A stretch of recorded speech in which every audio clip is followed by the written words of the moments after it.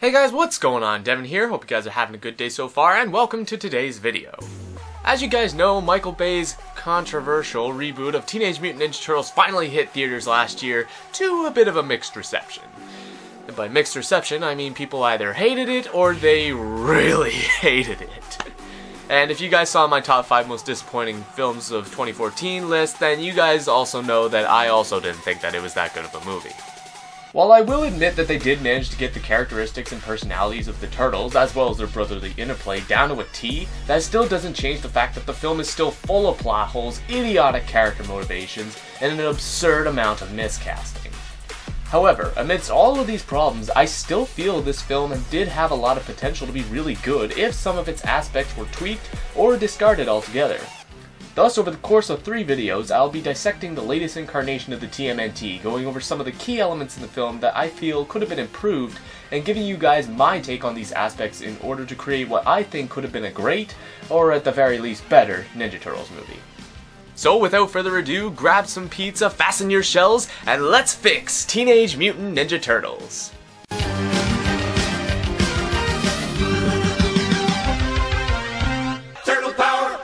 Like any story, let's start from the beginning, the origin. Now, the Turtles' origin story in this film I actually think could have worked with them being test subjects instead of their mutation being a freak accident. However, this version sadly retconned a lot of things that are really important in the TMNT mythos. So, taking that into account, I decided to take this version's interpretation of the origin and add some of those mythos back in to create the following story. Cue the dramatic music.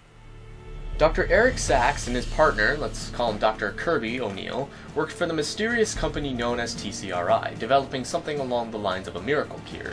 For animal testing, Sachs brings up the idea of testing on baby turtles, and lo and behold, the tests go extremely well, and the two continue to test the cure, or more properly called mutagen, on these turtles.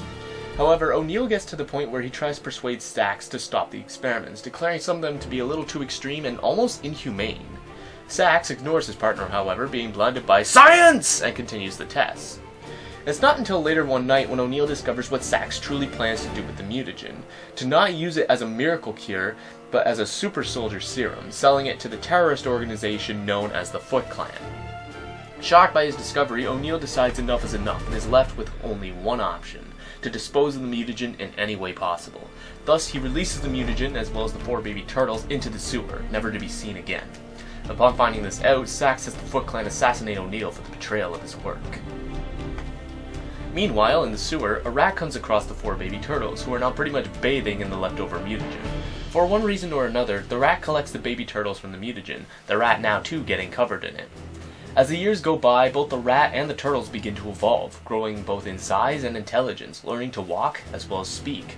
It's here that we learn that the rat was the pet of a ninjutsu master, as he begins teaching the turtles everything he learned from his master, and eventually becoming a surrogate father figure to the 4 turtles.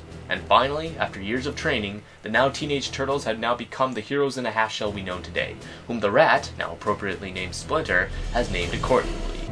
The young hip party dude, Michelangelo. The brainy tech wizard, Donatello. The big and brooding bad boy, Raphael. And the eldest wise leader of the 4, Leonardo. Striking fast and fading away into the night, they are the Teenage Mutant Ninja Turtles. Cowabunga. As you've noticed, there are a couple changes. For starters, this version has a small explanation as to why in the film the turtles are much larger than Splinter, because here the turtles were now exposed to a lot more mutagen than Splinter was, thus having it take a bigger toll on them. And secondly, in this version, only the turtles were the test animals, not Splinter as well. Because with Splinter not being Hamato Yoshi's pet, or let alone Yoshi himself like in some of the cartoons, it takes away a huge portion of his character. Like Andre from Black Nerd Comedy had pointed out, when Splinter and Shredder encounter one another in this film, there's no connection between the two, no rivalry or anything that makes their confrontation matter. Only the mere fact that Shredder's the bad guy, Splinter's the good guy, fight! If there's one constant thing throughout both of these characters' stories, it is that rivalry, for Shredder to either finish the job or for Splinter to avenge his master. Here, nothing.